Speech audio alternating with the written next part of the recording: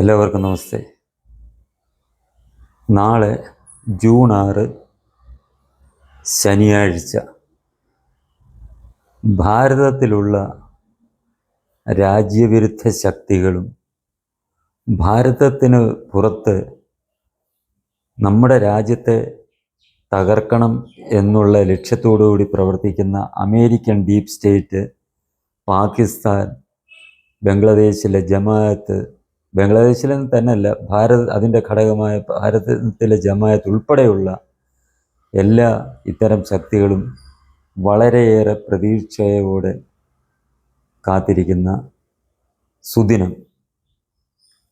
ഇതിനിടയ്ക്ക് ഞാൻ പേര് വിട്ട് പറയാൻ മറന്നു പോയതാണ്. നമ്മുടെ രാജ്യത്തെ CPM, കോൺഗ്രസ് ഉൾപ്പെടെയുള്ള പ്രതിപക്ഷ കക്ഷികൾ ഉൾപ്പെടെ കാത്തിരിക്കുന്ന, അവർക്ക് സുദിനമായി അവർ കരുതിയിരിക്കുന്ന, പ്രത്യാശയോടുകൂടി പ്രതീക്ഷയോടെ കാത്തിരിക്കുന്ന ഒരു ദിനമാണ് നാളെ ജൂൺ 6. അത് മറ്റൊന്നുമല്ല, അവരുടെ എല്ലാം പ്രതീക്ഷകൾ എന്താണെന്ന് വെച്ചാൽ, നമ്മുടെ ഈ മഹത്തായ രാഷ്ട്ര ശരീരത്തെ കാർന്ന് തിന്നുന്നതിനായി നാളെ നമ്മുടെ രാജ്യ തലസ്ഥാന നഗരിയായ ദില്ലിയിലെ ജന്തർ മന്ദറിൽ നിന്നും ഒരു കൂട്ടം പാറ്റകൾ പറന്നുയരും. ആ പാറ്റകളുടെ കൂട്ടം വ്യാപിച്ച് നമ്മുടെ രാഷ്ട്ര ശരീരത്തെ കാർന്ന് നശിപ്പിക്കും.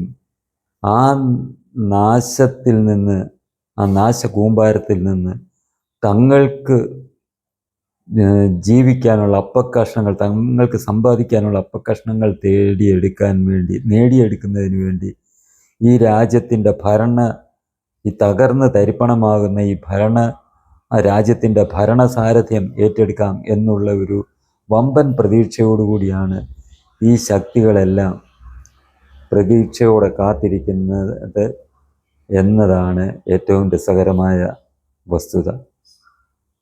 അതെന്താണെന്ന് വ്യക്തമായി പറയാം. പുതിയൊരു അവതാരം ഉണ്ടായിട്ടുണ്ടല്ലോ. എന്താണത്? CJP, കോക്രോച്ച് ജനതാ പാർട്ടി അഥവാ പാറ്റ ജനങ്ങളുടെ പാർട്ടി. അതിൻ്റെ തലവൻ, അതിൻ്റെ ഉപജ്ഞാതാവ് എന്ന് പറയാം, അഭിജിത്ത് ദീപ് നാളെ അമേരിക്കയിൽ നിന്ന് ഭാരതത്തിലെത്തുകയാണ്. തിരിച്ചെത്തുകയാണ് എന്ന് പറയാം. കാരണം അവിടെ വിദ്യാഭ്യാസത്തിനോ മറ്റെന്തിനോ, അതോ രാജ്യവിരുദ്ധ പ്രവർത്തനത്തിനാണോ എന്തിനാണ് പോയതെന്നറിയത്തില്ല, വിദ്യാഭ്യാസത്തിൻ്റെ പേര് പറഞ്ഞാണ് പോയിരിക്കുന്നത്. അയാൾ നാളെ ഡൽഹിയിൽ തിരിച്ചെത്തിയിട്ട് ജന്തർ മന്ദിറിൽ ഒരു പ്രതിഷേധ സംഗമം നടത്താൻ തീരുമാനിച്ചിരിക്കുന്നു. അതിനവർ കാരണമാക്കി പറയുന്നത്, ഈ അടുത്ത കാലത്തുണ്ടായ നീറ്റ് പരീക്ഷയിലെ ചോദ്യപേപ്പർ ചോർച്ച, അതിനെതിരെ പ്രതിഷേധിക്കുന്നു എന്ന പേരിലാണ് അവർ ഒത്തുകൂടാൻ ശ്രമിക്കുന്നത്. അതിൽ നമ്മുടെ രാജ്യത്തെ വിദ്യാഭ്യാസ മന്ത്രി രാജിവെക്കണം എന്നുള്ള ആവശ്യത്തോടുകൂടിയാണ് തങ്ങൾ അവിടെ പ്രതിഷേധം സംഘടിപ്പിക്കുന്നത് എന്നാണ് അവർ പറയുന്നത്. ഇതിന് പിന്തുണയുമായി രാജ്യത്തെ ഇതുവരെ കോൺഗ്രസ് പാർട്ടി എന്ന നിലയ്ക്ക് ആ പ്രതിഷേധത്തിന് ഇതുവരെ അവർ പിന്തുണയ്ക്കുകയോ പങ്കെടുക്കുകയോ ചെയ്യും എന്ന് പറഞ്ഞിട്ടില്ല. എന്നിരിക്കലും കോൺഗ്രസിൻ്റെ മിക്ക നേതാക്കളും അതിനെ അനുകൂലിച്ച് പറഞ്ഞിരുന്നു. രാഹുൽ ഗാന്ധി എപ്പോഴാണ് ഇതിൽ പങ്കെടുക്കാൻ ആഹ്വാനം ചെയ്യുന്നതെന്ന് അറിയില്ല. ആ ഒരു അവസ്ഥയിൽ നിൽക്കുകയാണിപ്പോൾ.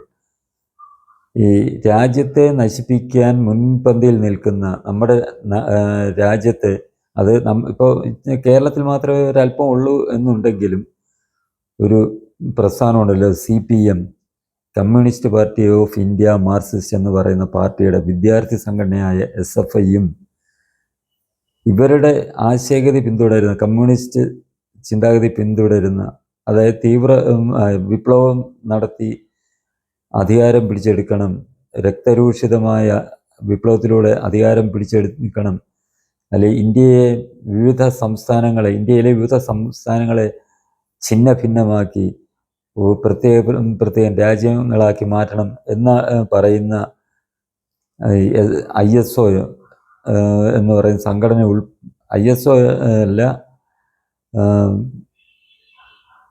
സംഘടനയുടെ പേര് പറയാം, കമ്മ്യൂണിസ്റ്റ് വിഭാഗത്തിൽപ്പെട്ട ഒരു വിദ്യാർത്ഥി സംഘടനയാണ്. അവരും സമാജ്വാദി പാർട്ടിയും എല്ലാവരും നാളെ ഇതിനെ പിന്തുണയ്ക്കാൻ തീരുമാനിച്ചിരിക്കുകയാണ്. അപ്പോൾ അഭിജിത്ത് DK നടത്തുന്ന ഈ ഒരു പ്രതിഷേധ സംഗമത്തിൽ ഇവരെല്ലാം പങ്കെടുക്കും എന്നൊക്കെയാണ് അവർ കഴിഞ്ഞ ദിവസം പത്രസമ്മേളനം നടത്തി ഇതിൻ്റെ കുറേ വക്താക്കളെന്ന് പറഞ്ഞ് കുറേ വിദ്വാൻമാർ പ്രഖ്യാപിച്ചിരിക്കുന്നത്. നാളെ ഡൽഹിയിൽ വന്നിറങ്ങുന്ന ഈ വിദ്വാൻ ജന്തർ മന്ദറിൽ പ്രതിഷേധം നടത്താൻ അനുമതി ലഭിച്ചില്ല എന്നുണ്ടെങ്കിൽ ഓൺലൈനായി പ്രതിഷേധം നടത്തും എന്നും പറഞ്ഞിട്ടുണ്ട്. ഇതിൽ നിന്ന് അവരുദ്ദേശിക്കുന്നത് നമ്മുടെ ബംഗ്ലാദേശ്,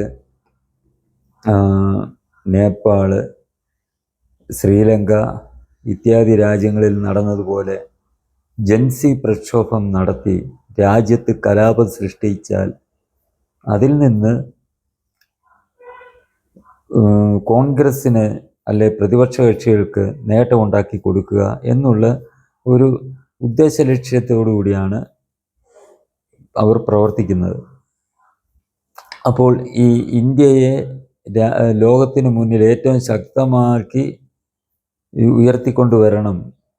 ഇന്ത്യയുടെ പുരാതന കാലത്ത് ലോകത്തിന് മുന്നിൽ എത്രമാത്രം ആചാര്യസ്ഥാനമുണ്ടായിരുന്നു, അത് കോൺഗ്രസ് ഉൾപ്പെടെയുള്ളവർ ചേർന്ന് ഇല്ലാതാക്കിയതിൽ നിന്നും തിരിച്ച് അതേ സ്ഥാനത്തെത്തിക്കണം എന്നുള്ള ലക്ഷ്യത്തോടു കൂടി പ്രവർത്തിക്കുന്ന രാജ്യസ്നേഹികളുടെ ഈ ഭരണകൂടത്തെ വെറുതെ അങ്ങ് മറിച്ചിടാം, ഇതുപോലെ കുറേ പാറ്റകളെ ഇറക്കി മറിച്ചിടാം എന്നുള്ള ഒരു ലക്ഷ്യമാണ് പ്രതിപക്ഷ കക്ഷികൾക്കുള്ളത്. CPM പോലെയുള്ള കമ്മ്യൂണിസ്റ്റ് പാർട്ടികളുടെ ലക്ഷ്യം ഇന്ത്യയെ ഛിന്ന ഭിന്നമാക്കുക, ചൈനയ്ക്ക് മുകളിലേക്ക് ഇന്ത്യ വളരാതിരിക്കുക.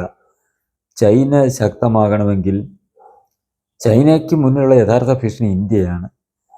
ചൈനയ്ക്കിൻ്റെ ശക്തമായിട്ടുള്ള മുന്നോട്ട് പോക്കിന് ഒരു തടസ്സമായി നിൽക്കുന്ന ഇന്ത്യയെ നശിപ്പിക്കുക എന്നുള്ളതാണ് CPM ഉൾപ്പെടെയുള്ള പാർട്ടികളുടെ പ്രധാന ലക്ഷ്യം.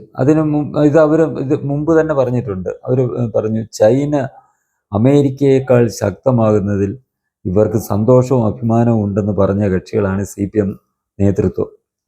അങ്ങനെയുള്ളവരുടെ ലക്ഷ്യം എന്താണെന്ന് നമ്മൾക്ക് വ്യക്തമായി അറിവുള്ളതാണ്.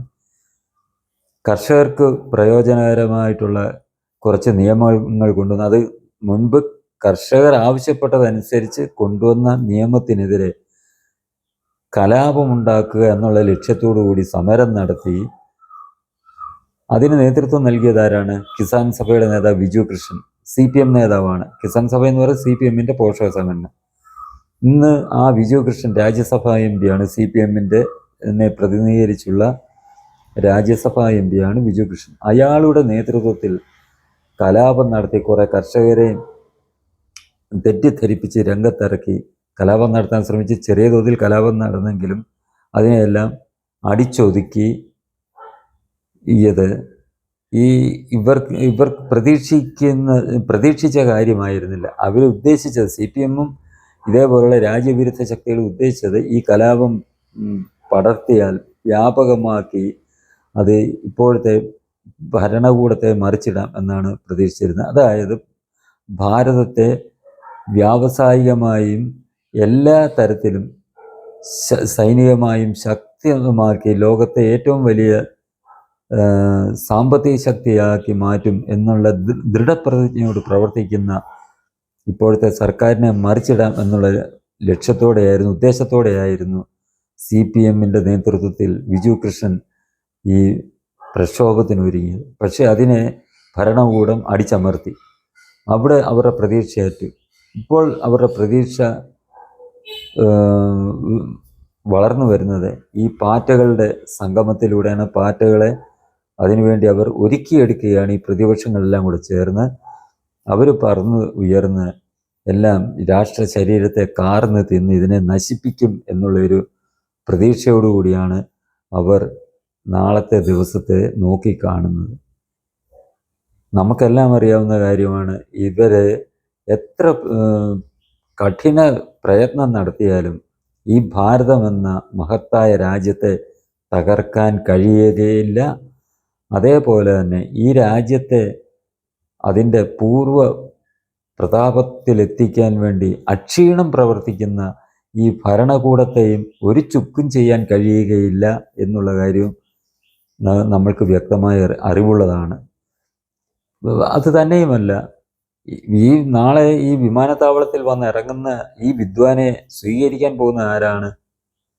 ലഡാക്കിൽ ജൻസി കലാപം നടത്തി അവരുടെ ആ ഒരു ഉദ്ദേശ ലക്ഷ്യം സഫലമാക്കാം. അത് കോൺഗ്രസ്, രാഹുൽ ഗാന്ധി നേരത്തെ ഒരു വോട്ട് ചോരി എന്നും പറഞ്ഞ് ഒരു പവർ പോയിന്റ് പ്രസൻറ്റേഷൻ പത്രക്കാരുടെ മുന്നിൽ വെച്ച് നടത്തിയിട്ട് അവിടെ 2 പ്രാവശ്യം ജൻസി കലാപത്തിന് ആഹ്വാനം ചെയ്തിരുന്നു. അത് രാജ്യത്തെ ജൻസികൾ, ആ രാഹുൽ ഗാന്ധിയുടെ പാർട്ടിയിൽപ്പെട്ട യുവാക്കൾ പോലും ഏറ്റെടുത്തില്ല എന്ന അവസ്ഥയിലിരിക്കുമ്പോൾ ലഡാക്കിൽ നിന്ന് ജനാധിപത്യപരമായി തെരഞ്ഞെടുപ്പ് ഉടൻ നടത്തണം എന്ന് പറഞ്ഞ്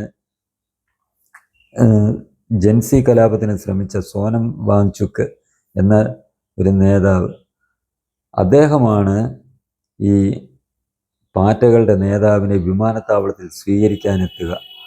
വാങ്ചുക്കിൻ്റെ കാര്യം നമുക്കറിയാമല്ലോ. അദ്ദേഹം ജൻസി പ്രക്ഷോഭം നടത്തി 3-4 പേരെ ജീവൻ ഹോമിക്കാൻ അദ്ദേഹത്തിന് കഴിഞ്ഞു. കാരണം കലാപത്തിന് നമ്മുടെ സേനകൾ കർശനമായി നേരിട്ടു. രാജ്യം ആണ് വലുത് എന്നുള്ള ലക്ഷ്യത്തോടുകൂടി പ്രവർത്തിക്കുന്ന ഈ സേന എന്ത് ചെയ്തു? അവർ കലാപത്തിനെ അടിച്ചമർത്താൻ വെടിവെച്ചു. അധികം ആർക്കും ജീവഹാനി സംഭവിച്ചില്ലെങ്കിലും 3-4 പേർക്ക് അവരുടെ ജീവൻ നഷ്ടപ്പെട്ടു. അതോടുകൂടി അവിടുത്തെ കലാപം ഒതുങ്ങി. അതിന് നേതൃത്വം നൽകിയ സോനം വാങ്ചുക്കാണ് ഈ പാറ്റകളുടെ നേതാവിനെ വിമാനത്താവളത്തിൽ നിന്നും കൂട്ടിക്കൊണ്ട് വരുന്നത്. ഇവർക്ക് പിന്തുണയുമായി എത്തിയ കോൺഗ്രസ് നേതാക്കളിൽ ഒരു പ്രമുഖൻ ശശി തരൂർ തന്നെയാണ്. സമാജ്വാദി പാർട്ടി പിന്തുണയ്ക്കുന്നു, ശശി തരൂർ പിന്തുണയ്ക്കുന്നതാണ് നമ്മൾ വളരെയേറെ തമാശയായി കാണേണ്ടത്. കാരണം ഇടയ്ക്കിടയ്ക്ക് അദ്ദേഹം നമ്മുടെ രാജ്യത്തെക്കുറിച്ച് വാചാലനാവും. അദ്ദേഹം വിശ്വപൗരൻ എന്നൊക്കെയുള്ള മേലങ്കി എടുത്ത് അണിഞ്ഞിട്ട് ഭാരതത്തിൽ നിന്നുള്ള വിശ്വപൗരൻ എന്നുള്ള മേലങ്കി അദ്ദേഹം ധരിച്ചുകൊണ്ട് ഇടയ്ക്കിടയ്ക്ക് നമ്മുടെ രാജ്യത്തിന് അനുകൂലമായി സംസാരിക്കും. കുറച്ച് കഴിയുമ്പോൾ അദ്ദേഹം തുടങ്ങും ഇത് നേരെ തിരിഞ്ഞിട്ട് ഇതേപോലുള്ള ഈ ക്ഷുദ്രജീവികൾക്ക് വേണ്ടി, രാജ്യത്തെ കാർന്നു തിന്നാൻ ശ്രമിക്കുന്ന ക്ഷുദ്രജീവികൾക്ക് വേണ്ടി അദ്ദേഹം സംസാരിക്കും. ഇത്തരം ഒരു ഊന്തിൻ്റെ കൂട്ട് നിറം മാറുന്ന ഒരു വിദ്വാനാണ് ഈ ശശി തരൂർ. അദ്ദേഹത്തിൻ്റെ പ്രവർത്തന ശൈലി എന്താണെന്ന് ഇതിൽ നിന്ന് നമ്മൾ മനസ്സിലാക്കുക. അവരൊക്കെയാണ് ഈ പാറ്റകളെ, അതായത് നമ്മുടെ രാഷ്ട്ര ശരീരത്തെ കാർന്ന് തിന്ന് ഈ രാഷ്ട്രത്തിൻ്റെ സ്വത്വം തന്നെ ഇല്ലാതാക്കും എന്ന് വിശ്വസിച്ചുകൊണ്ട് നാളെ പറന്നുയരാൻ ശ്രമിക്കുന്ന ഈ പാറ്റകൾക്ക് വേണ്ടി നിലപാട് സ്വീകരിക്കുന്നത്. ഇതെന്തായാലും ഈ നാട്ടിലെ ജനങ്ങൾ ഇത് കാണുന്നുണ്ട്, ദേശസ്നേഹികൾ കാര്യങ്ങൾ മനസ്സിലാക്കുന്നുണ്ട്. അതുകൊണ്ട് തന്നെയാണ് നമ്മുടെ കേരളത്തിൽ കുറേ പേർ ഈ ഒരു കഴിഞ്ഞ ഞായറാഴ്ച ഒരു സംഗമം പ്രഖ്യാപിച്ചിരുന്നു പാറ്റകളുടെ കൊച്ചിയിൽ. അവിടെ പത്രക്കാർ അവിടെ കാത്തു നിന്നു, പോലീസ് അവിടെ കാത്തു നിന്നു. പക്ഷേ ഒരു പാറ്റയും അവിടുന്ന് പറന്നുയരുകയോ എവിടുന്നെങ്കിലുമൊക്കെ അവിടോട്ട് പറന്നിറങ്ങുകയോ ചെയ്തില്ല. എന്നതിൽ നിന്ന് തന്നെ നമ്മൾ മനസ്സിലാക്കേണ്ടത് എന്താണ്? കുറച്ച് ഇതേപോലുള്ള രാജ്യവിരുദ്ധരായിട്ടുള്ള, നമ്മുടെ കേരളത്തിൽ തന്നെ പാറ്റകൾക്ക് വേണ്ടി ഇവരോട് വാദിക്കുന്ന 2-3 പെൺകുട്ടികൾ നമ്മൾ ചാനലുകളിലൊക്കെ കണ്ടതാണ്. അവരുടെയൊക്കെ ഉള്ളിലുള്ളത്, അവരെ കുറിച്ച് നമ്മൾ കൂടുതൽ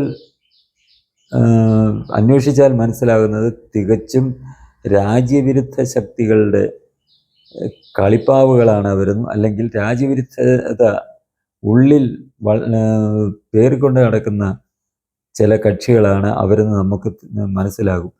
അങ്ങനെയുള്ള ഇത്തരം ഈ നികൃഷ്ടരായിട്ടുള്ള പാറ്റകൾ ഒന്നും തന്നെ അവിടെ പറന്നിറങ്ങുകയോ അവിടുന്ന് പറന്നുയരുകയോ ചെയ്തില്ല എന്നുള്ളതിൽ നിന്ന് തന്നെ നമ്മൾ നമ്മുടെ രാജ്യത്തെ ജനങ്ങളുടെ ചിന്താഗതി, രാജ്യത്തെ സ്നേഹിക്കുന്ന യഥാർത്ഥ ജൻസികളുടെ ആ ഒരു ചിന്താധാര എന്താണെന്ന് നമ്മൾക്ക് മനസ്സിലാക്കാൻ നിഷ്പ്രയാസം സാധിക്കും.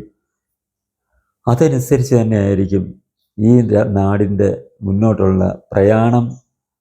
ആ പ്രയാണത്തിലൂടെ നമ്മുടെ രാജ്യം ലോകത്തിൽ ഏറ്റവും വലിയ ശക്തിയായി, സാമ്പത്തിക രംഗത്തായാലും സൈനിക രംഗത്തായാലും ഏറ്റവും വലിയ ശക്തിയായി മാറും എന്നുള്ളതിലും സംശയമില്ല.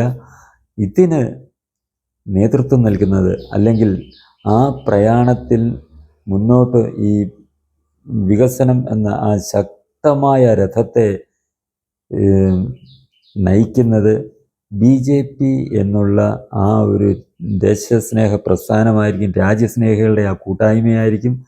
ഇപ്പോൾ അതിന് നേതൃത്വം നൽകിക്കൊണ്ടിരിക്കുന്ന പ്രധാനമന്ത്രി നരേന്ദ്രമോദി തന്നെയായിരിക്കും അതിൻ്റെ സാരഥി. അദ്ദേഹത്തിന് തോന്നുകയാണ് താൻ അല്ല ഇനി ഈ രഥത്തെ നയിക്കേണ്ടത്, സാരഥിയായി നയിക്കേണ്ടത്, തനിക്ക് ശേഷം അടുത്ത ആളാകട്ടെ ഈ ഭാരതീയ ജനതാ പാർട്ടി അല്ലെങ്കിൽ BJP എന്ന ദേശസ്നേഹ കൂട്ടായ്മയുടെ അമരക്കാരനാകാൻ അടുത്ത ഒരാളാകട്ടെ എന്ന് അദ്ദേഹം തീരുമാനിച്ച് ആ ഒരു ചാട്ടവാർ കൈമാറുന്നതുവരെ അദ്ദേഹം തന്നെ ആ രഥത്തെ നയിക്കും എന്നുള്ളതിനും ഒരു സംശയവും വേണ്ട. രാജ്യത്തിൻ്റെ ആ ഒരു പ്രയാണം തുടരുക തന്നെ ചെയ്യും. എത്രമാത്രം പാറ്റകൾ അതിനെതിരെ പ്രതിഷേധമായി എത്തിയാലും ഈ രഥത്തിൻ്റെ ചക്രങ്ങൾക്കടിയിൽ ഈ പാറ്റകളെല്ലാം ചതഞ്ഞരഞ്ഞ് നാശമാകും എന്നുള്ള കാര്യത്തിൽ യാതൊരു സംശയവും വേണ്ട. അങ്ങനെ നമ്മുടെ രാജ്യം അതിൻ്റെ പ്രയാണം തുടരുക തന്നെ ചെയ്യും. ആത്യന്തികമായി നമ്മുടെ രാജ്യം ലോകത്തിൻ്റെ നെറുകയിലെത്തി ലോകത്തിൻ്റെ ഗുരുവായി തന്നെ മാറും എന്നുള്ളതും നമ്മൾക്ക് അധികം താമസിക്കാതെ തന്നെ കാണാൻ പറ്റുന്ന മനോഹരമായ കാഴ്ചയായിരിക്കും എന്നുള്ളത് ആരും മറക്കാതിരിക്കുക. ഈ ചാനൽ നിങ്ങൾക്കിഷ്ടമായെങ്കിലും പുതിയ വീഡിയോകൾ ലഭിക്കുന്നതിനും ചാനൽ സബ്സ്ക്രൈബ് ചെയ്യുക. തുടർന്നു വരുന്ന ബെൽ ബട്ടണുകളിലും അമർത്തുക.